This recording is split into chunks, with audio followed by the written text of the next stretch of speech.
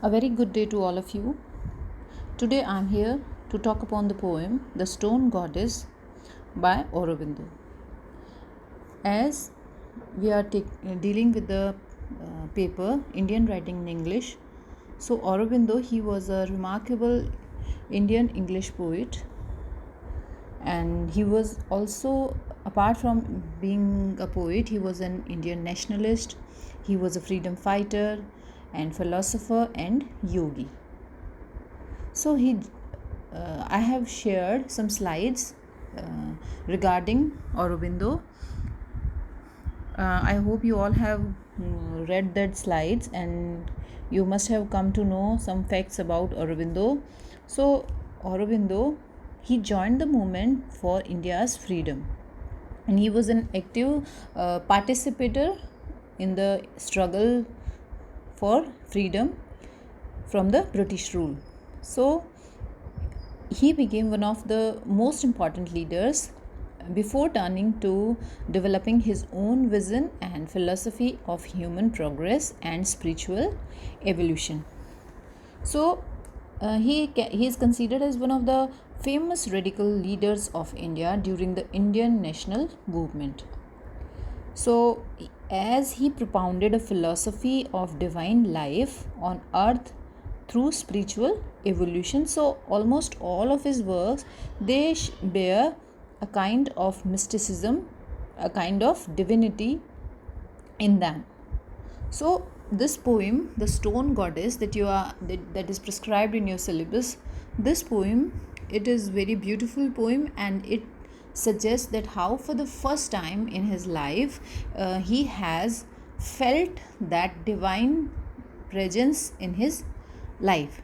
So we will go through the poem The Stone Goddess. In a town of gods, housed in a little shrine, from sculptured limbs the Godhead looked at me, a living presence, deathless and divine, a form that harbored all infinity.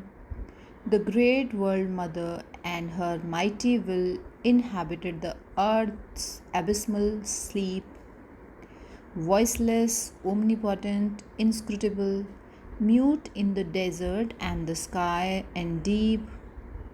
Now veiled with mind she dwells and speaks no word, voiceless, inscrutable, omniscient, hiding until our soul has seen, has heard the secret of her strange embodiment. One in the worshipper and the immobile shape, a beauty and mystery flesh or stone can drape. So, this poem, The Stone Goddess, this is all about an experience of Ghosh to when he visited a temple, Kali. So, the poet in this poem, he is sharing one of his experience that he had when he visited temple Kali. So, in order to properly analyze the meaning of the poem, it's very important to understand something about the background of the poet.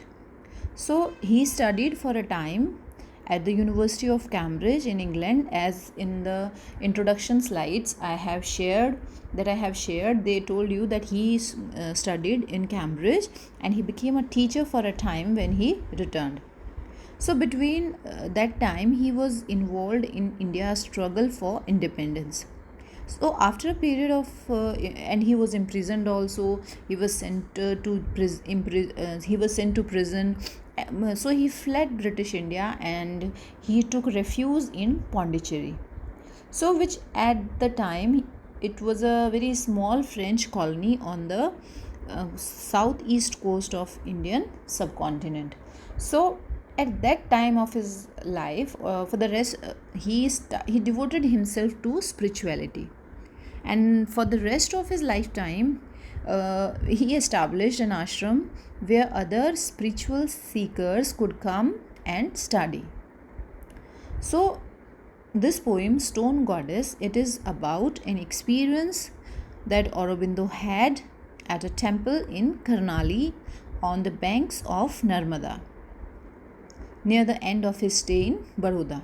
So Baroda, as you all know, it's known as Vadodara in modern India. So this poem, it suggests his how he first visited the temple Kali. So he says that how the visit to Kali temple, it was this visit it was persuaded he was persuaded from his friend, because he never believed in idol worship. He had no faith in image worship at this point of time. So before this visit, he never believed in idol worship, and he was forced by his friend to visit this temple. So he says that one of his European mind friend, he forced him to visit this temple. It was a very beautiful temple, and at that time he had no faith in the temples and in God and in idol worship, and he hardly believed in the presence of God. But what happened when once he visited this temple and when he looked at the image of the goddess? What he found, if you read the poem, in a town of gods and housed in a little shrine. So this is the description of that temple. From sculptured limbs the godhead looked at me. So how he found a living presence, deathless and divine. So this he felt, Aurobindo felt a kind of living presence that was deathless, beyond death, and it was a divine feeling. And he saw the form that harbored all infinity. So for the first time in his life, he believed in the presence of God. So it's it's an indirect reference to this experience. And he said that if you stand before this temple of Kali that was that was beside a sacred river, and what would you see? What did you see? You just saw a sculpture, a gracious piece of architecture, but in a moment, it was mysteriously, unexpectedly, he felt a presence, he felt a power, a face that started looking into his face, and he started feeling a kind of inner insight that has regarded the world mother. So this poem, the great world mother and her mighty will inhabited the earth's abysmal sleep, voiceless, omnipotent, inscrutable, and it was mute in the desert and the sky and deep. So though the idol, it speaks no word, but still the idol, or we can say the image, it was voiceless, it was inscrutable, but still omniscient, and it was hiding our soul. It was high, but after this visit he had felt that thing that he had never felt. So the secret of her strange embodiment, one in the worshipper and the immobile shape, a beauty and mystery flesh or stone can drape. So how this during the period when he traveled some northern parts of India, how he visited the centuries old temple.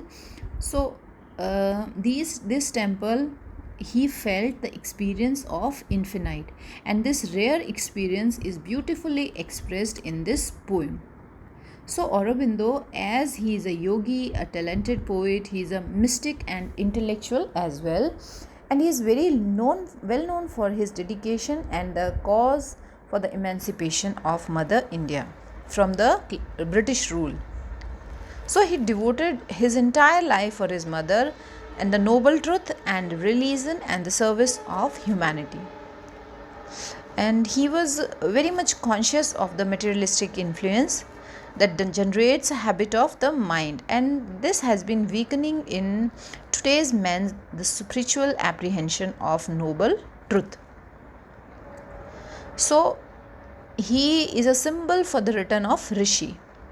The poet, he also stands for the voice of a poet and also a mystic in today's modern chaotic world. So the world which is full of chaos, we can see kind of mess wherever we see. So in this chaotic world, we can trace a kind of mysticism, a kind of spirituality, a kind of hope in his poetry. So we can feel mystical expression that are characterized by the effective use of symbolism. So, Aurobindo's attitude towards life, his way of thinking, and his various themes in his mystical poems, and his complete belief in the supreme authority, who is the Almighty, they do present him as clear mystic. One can come across all the mystical experiences in his writing. So, Aurobindo, he believed that poetry should liberate men towards the pure delight. What does the pure delight mean? Pure delight is your Paramanand. It's a supreme delight. It is Paramanand. So, not only this, it should bring beauty into a man's life. So, as poet suggests, that poetry should serve significantly as a means and the medium of communication between the infinite and finite.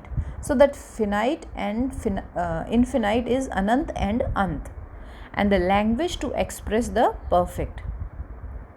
So, here he is trying to establish a connection between the human being that are mortal and divine, that is immortal.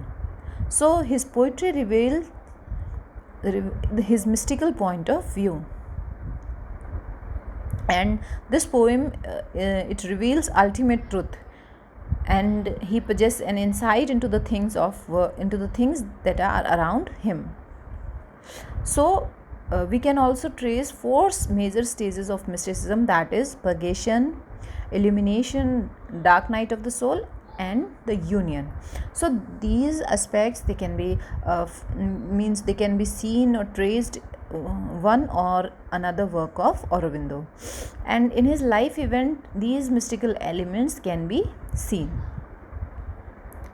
So the central theme of this poem is that man of his poems is to see the divinity or a kind of divine experience in the life. So in his own words, he says at one place that man is a transitional being. He is not final. So the step from man to superman, it's a next approaching achievement in the earth's evolution, and it is also inevitable because it is at once the intention of the inner spirit and the logic of nature's process. So this poem, it expresses the first experience of the divine, as he propounded a philosophy of divine life on earth through the spiritual evolution. I hope you all have gone through you all have got the poem. Thank you.